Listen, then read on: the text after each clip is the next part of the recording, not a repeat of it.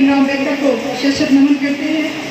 सर्वजन समाज में जन्मे सभी संतों गुरुओं महापुरुषों को नमन करती हूँ और जिनकी जयंती मनाने के लिए हम सब यहाँ उपस्थित हुए हैं उनको मैं एक लाइन से संबोधित करूँगी। बहुजन समाज के महान वैज्ञानिक जो राजनीति के दर्पण हैं, बहुजन समाज के महान वैज्ञानिक जो राजनीति के दर्पण हैं, ऐसे पूज्य मसीहा कांशीराम जी को वंदन है, अभिनंदन है। छोड़ नौकरी नंबर 1 की, साहब ने ऐसा काम किया, जब से जाना बाबा साहब को न साहब ने आराम किया, बहुजन हित में किया समर्पण जिसने अपना जीवन है, ऐसे पूज्य मसीहा को वंदन है, अभिनंदन है। साथ ही साथ उत्तर प्रदेश की 4 बार मुख्यमंत्री रही आयरन लेडी बहन कुमारी मायावती जी को स्मरण करती हूँ, जिंदाबाद करती हूँ। और साथ ही साथ आज साहब की जयंती के अवसर पर दूर दराज से आए हुए, मैं तो देख रही थी कि बांसुरी से भी महिलाएं चल करके आई हैं बलिया में, जहाँ हम गए थे। बलिया से, मऊ से और आजमगढ़ जिले के जो अलग अलग जगहों से लोग आए हुए हैं। और साथ ही साथ इन तीनों जिलों के जो जिलाध्यक्ष जी लोग हैं, जिला प्रभारी हैं और साथ ही साथ तमाम महापंचायत महाप्रधान लोग हैं, महाप्रधान के प्रतिनिधि लोग हैं, प्रधान जी लोग हैं, बीबीएफ के कार्यकर्ता हैं और साथ ही साथ हमारे जो बहुत सारा जो बहुजन जागृति जत्था के जो जाबाज सिपाही इस पूरे मिशन मूवमेंट को अब तक थाम के रखे हैं। प्रातः 11 बजे से लेकर के 4 बजे तक लगातार दमदारी से अपना गीतों के माध्यम से समा बांधे हुए हैं। और साथ ही साथ महाप्रधान पद के तमाम प्रत्याशी जो बलिया की धरती से चल के आए हैं, आजमगढ़ से भी चल के आए हैं। और साथ ही साथ इस पूरे कार्यक्रम को जो संजो करके रखे हैं, इस आजमगढ़ जिले के ही नहीं बल्कि इस पूरे मंडल को संजो करके रखे हैं, जो कि इस कार्यक्रम के मुख्य अतिथि जी भी हैं माननीय हरिशचंद्र गौतम जी। और साथ ही साथ इस कार्यक्रम को सुचारू रूप से संचालित कर रहे बड़े भाई चौहान जी, विनोद चौहान जी। और साथ ही साथ कार्यक्रम की अध्यक्षता कर रहे माननीय सालिम अंसारी जी, जो कि पूर्व राज्यसभा सांसद रहे हैं। इसके साथ ही साथ मैं भूल न जाऊं, बल्कि मैं बहुत अदब करती हूँ वरिष्ठ लोगों का, सबका मैं बहुत सम्मान करती हूँ। राजनीति में आने के बाद जिनसे अब रूबरू होने का बार बार अवसर मिल रहा है, इस राजनीति के मैं यही कहूँगी कि आजमगढ़ मंडल ही नहीं बल्कि इस पूर्वांचल में राजनीति के जो पितामह आप कह सकते हैं, हम कह सकते हैं माननीय डॉक्टर बलिराम जी, जो कि 3 बार लोकसभा लालगंज से सांसद रहे हैं। पिछले 4 घंटे से हाथ टूटा हुआ है, शरीर अस्वस्थ है, लेकिन फिर भी बैठे ही नहीं हुए हैं, बल्कि अपने वचनों से उन तमाम बातों पे जो प्रकाश डाला जिससे कि बहुजन मिशन मूवमेंट वापस उठ के खड़ा हो, ऐसे साहब डॉक्टर बलिराम जी। और इसके साथ साथ हमारे सभी जो पदाधिकारी यहाँ मौजूद हैं, अलग अलग गांव से जो लोग आए हैं जिनका नाम लेना यहाँ पर संभव नहीं है, आप सबको जय भीम, जय भीम, जय भीम। देखिए कार्यक्रम हॉल के अंदर है तो इस समय थोड़ा अच्छा लग रहा है, लेकिन यही कार्यक्रम अगर बाहर होता तो इस समय तक बड़ी भगदड़ वाली स्थिति होती। तो मैं बहुत धन्यवाद करूंगी आप सभी लोगों का कि जो आप लोग यहाँ पर उपस्थित हैं। और साथ ही साथ साहब कांशीराम की जयंती, तमाम तरीके की जो विचारधाराएं जो प्रचलित हैं, उसमें 3 विचारधाराएं जो है वो, जैसे तमाम विचारधारा, गांधीवादी विचारधारा है, कम्युनिस्ट विचारधारा जिसको मार्क्सवादी विचारधारा कहते हैं, गोवलकरवादी विचारधारा, नक्सलवादी विचारधारा, जो कि आगे बढ़ पाई है मनी मीडिया माफिया या सत्ता की वजह से। मनी यानी पैसे के दम पे वो आगे बढ़ रही है, या सत्ता के दम पे बढ़ रही है, या फिर मीडिया को खरीद करके अपने आप का महिमा मंडन करा रखा है, उसकी वजह से बढ़ पा रही है। लेकिन इन तमाम विचारधाराओं के बीच में एक विचारधारा है जिसका नाम है अम्बेडकरवादी विचारधारा, जिसमें कि बिना सत्ता के, बिना मनी के, यानी बिना पैसे के, बगैर मीडिया के अपना पूरा का पूरा दारोमदार यानी पूरा अम्बेडकरवाद को स्थापित किया मान्यवर कांशीराम साहब की वजह से।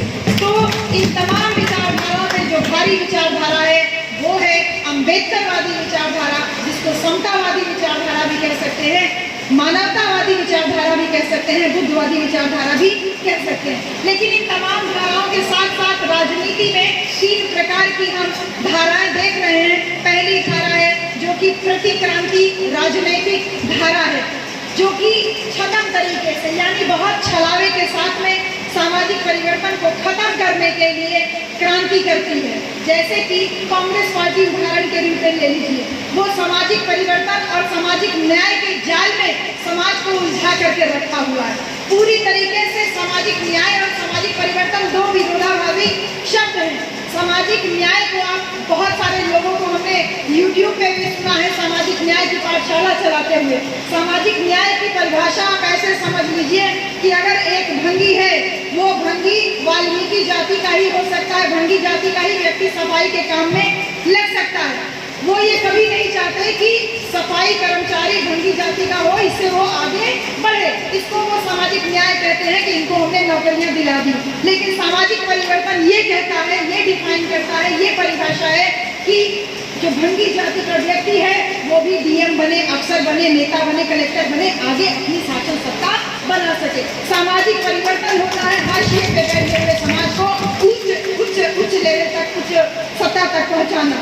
इसी प्रकार से अगर भारतीय जनता पार्टी की बात करें, उसको तमाम लोग तमाम नए तरीके से फॉर्मूला बना के लोग बोल रहे हैं। भारतीय जनता पार्टी ने सामाजिक परिवर्तन की नई परिभाषा सामाजिक समरसता के रूप में दी है।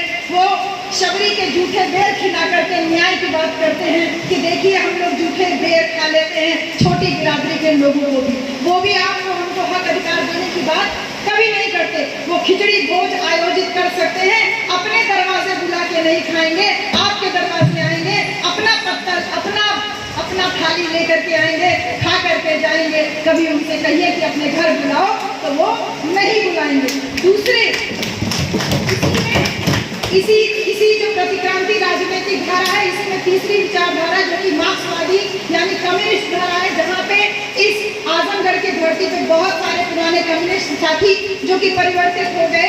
साहब कांशीराम कहते थे कम्युनिज्म का मतलब है कि एक गाना है ना, वो पता नहीं मेरा हुआ है कि किसी और का गाना, वो कहते हैं कि हरा घास रहल, कुछ कहते काट ले कुछ साला, कुछ ऐसे करके गाना है।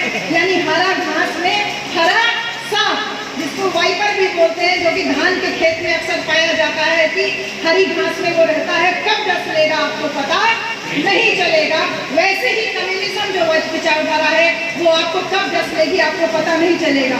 लेकिन जो दूसरे तरीके की विचारधारा है वो है यथास्थितिवादी राजनीतिक धारा। मैं राजनीतिक धारा की बात कर रही हूँ। यथास्थितिवादी जैसे अखिलेश यादव जी को ले लीजिए, उनका पीडीए का फॉर्मूला है कि वो देंगे सबको, बोलेंगे खूब, लेकिन बनाएंगे माता प्रसाद पांडे जी को नेता प्रतिपक्ष। ये बात यथास्थिति वाली लालू यादव जी को ले लीजिए, नीतीश कुमार जी को ले लीजिए, चौटाला जी को ले लीजिए, बादल को ले लीजिए, या करुणानिधि जी को ले लीजिए, पासवान जी को ले लीजिए, मांझी को ले लीजिए। ये यथास्थिति बनाए रखने वाली पार्टियां हैं जो कि वो ये चाहती ही नहीं है कि समाज में परिवर्तन हो, बस कुछ वोट मिलता रहे, हमको कुछ भागीदारी मिलती रहे, मेरा बेटा, मेरी बेटी, मेरा बहू, मेरा परिवार सेट होता रहे, बाकी सामाजिक परिवर्तन के नाम पे केवल छलावा ही होता है। लेकिन इन तमाम राजनीतिक धाराओं में जो तीसरी सबसे महत्वपूर्ण धारा है वो है सामाजिक परिवर्तन को प्रतिबद्ध राजनीतिक धारा, जिसको साहब कांशीराम ने संवारा था, साहब कांशीराम ने संभाला था। समता, स्वतंत्रता, न्याय और बंधुत्व पे ये आधारित है और सम्राट अशोककालीन भारत के निर्माण के लिए ये विचारधारा प्रतिबद्ध है। हमने जेएनयू के तमाम बच्चों को नारा देते हुए सुना है, हमें चाहिए आजादी, जातिवाद से आजादी, मनुवाद से आजादी, आतंकवाद से आजादी। वो बच्चे जब नारा देते हैं कि तमाम आजादी आजादी, लेकिन उस नारे में वो एक नारा देना भूल जाते हैं जिसके ऊपर साहब कांशीराम ने सबसे ज्यादा जोर दिया था।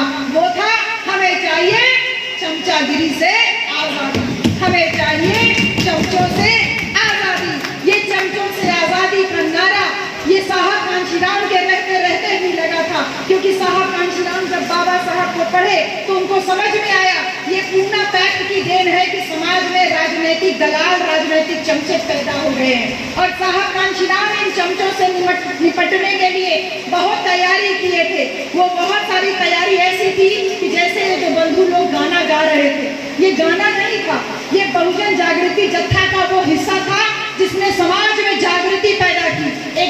उसमें गा रहा था ना कि भूल गईला 5 किलो राशन पे भूल गईला बेच देहला मिसनवाना, तो वो गा करके आपको अंदर प्रेरित कर रहा था कि 5 किलो राशन पे आपको अपने समाज को नहीं बेचना है। तो ये जागृति जत्था आपके समाज को, हमारे समाज को जागृत करने का कार्य कर रहा था। और साहब कहते हैं समाज जितना ज्यादा जागृत होगा, चमचों से उतना जल्दी हमको छुटकारा मिल जाएगा। तो चमचों की तमाम बात करेंगे अभी आगे, लेकिन मैं शॉर्ट में इतनी बात कहूंगी कि चमचागिरी खत्म कैसे हो, चमचों की जरूरत क्यों पड़ती है, कैसे पड़ती है। साहब कांशीराम एक बार जब नौकरी छोड़ने से पहले की घटना है साहब के जीवन की। नौकरी छोड़ने से पहले साहब कांशीराम एक बार अपने एक साथी के साथ में बंबई में थे और समुद्र के किनारे घूमने निकल गए। उनके साथी ने उनसे पूछा, यार तुम तो साइंटिस्ट हो,